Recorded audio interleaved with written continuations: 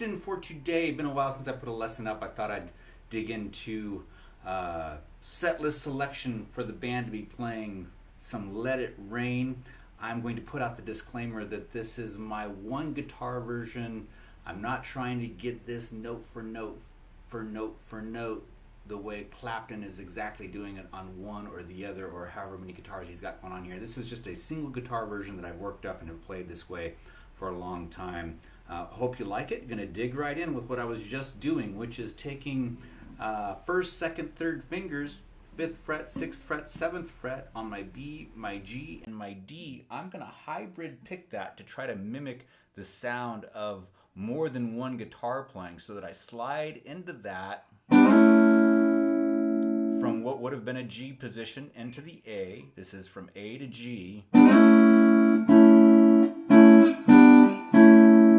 Same fingering, just dropping down to the 3rd, 4th, and 5th frets, coming back up to the 5th, 6th, and 7th.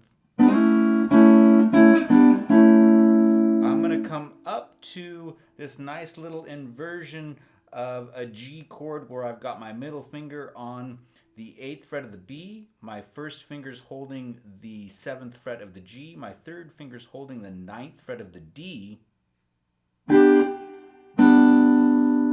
Still hybrid picking just those 3 strings. I came back down to G. So that's essentially going G to G. Ba, ba.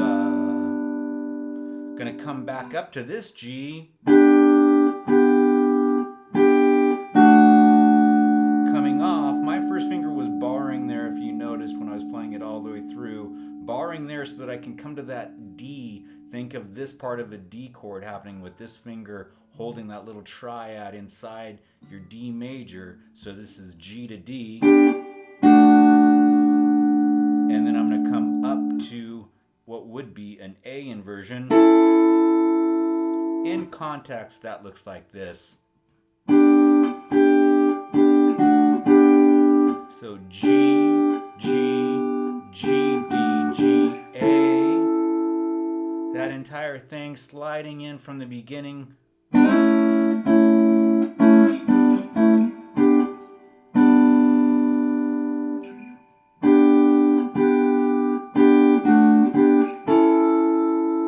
Now, there's a riff happening in there. This is how I'm playing it from the position that I've landed myself in. There's a way to do it exactly in the same notes in another spot. I'm going to stay right here to do it here. It's going to mean having to jump to my other spot to come back to loop around. You'll see what I'm talking about when I get there. But for right now, hammering my first finger D string 9th fret to 3rd finger D string 11th fret, and then picking the G string.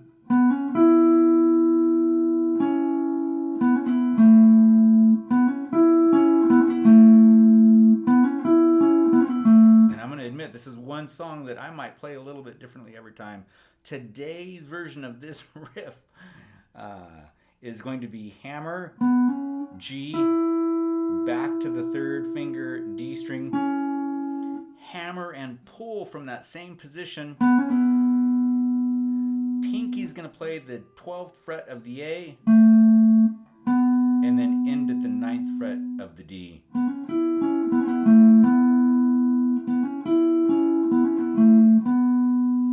Which means I have to start back in with my slide. If you want a shortcut, skip the slide.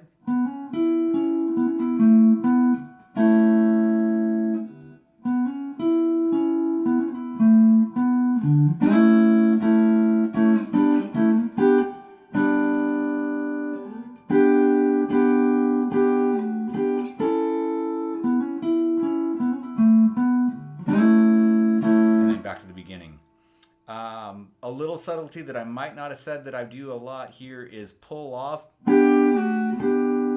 So on that G to D that I was mentioning, pull off G and then A.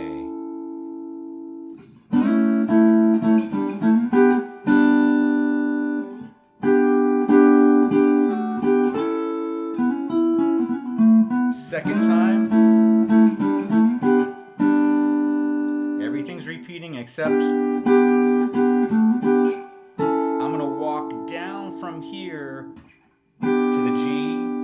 to the D, and then I'm going to land with my first finger at the B string 5th fret. I'm still hybrid picking the B, G open, D open, and that's going to take me into the verse.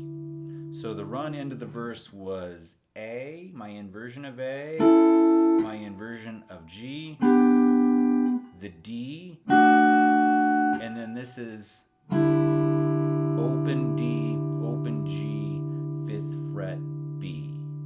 The verse, that's the intro. It's going to come back around to that later. Take a listen to the recording. The verse is simply D major, A minor, C major, G major, and D. Repeat. D, A minor. For the choruses, I'm going to play one guitar part down here in the open position, D, D, A minor, and then C, G, D.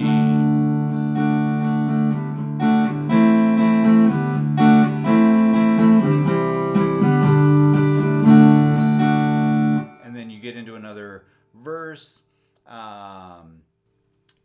After the next chorus, you end up with the bridge.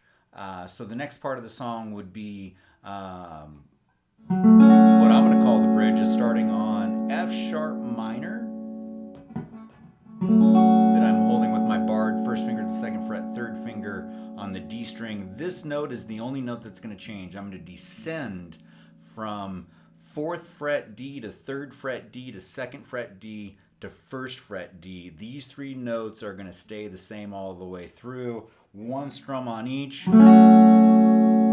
Middle finger takes over. I'm going to use my first finger, whatever fingering works best for you there. I've got my first finger holding the B, the G, and the D. My middle finger's holding the high E. To get to the last one, I use my 3rd finger to hold those 3 notes, with my first finger doing that right there. So that entire thing was 4th fret, 3rd fret, 2nd fret, 1st fret. And then all of this will be based around an E minor that I'm using the 2nd fret of the D as an anchor. I'm only going to be strumming from that D string down, and the first time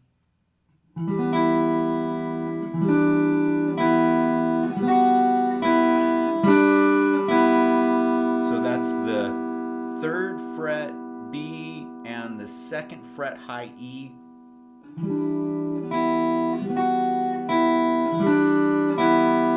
It's going to be 3 of those, but the 2nd and 3rd, I'm going to go to the B string. I don't want to hear my high E. This is the note that I want to hear ring. So twice to the B. And then I did an up strum to get the high E note open as my melody note. And then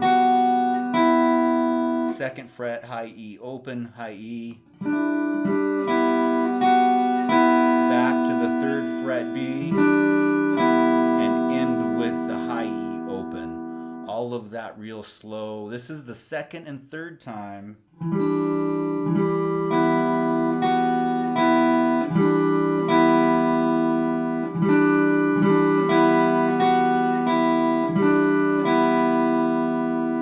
To a verse.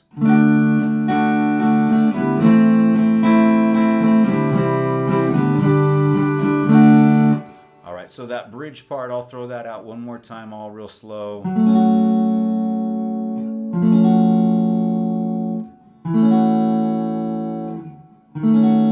That actually might be about the tempo that it happens in the song. So sorry that that wasn't as slow as I intended it to be. The second half of the bridge.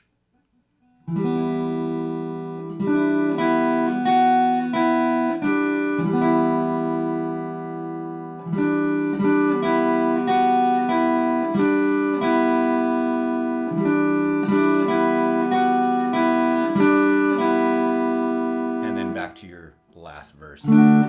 All right, so those are the parts that will get you all the way through verse, chorus, and bridge. The solo happens over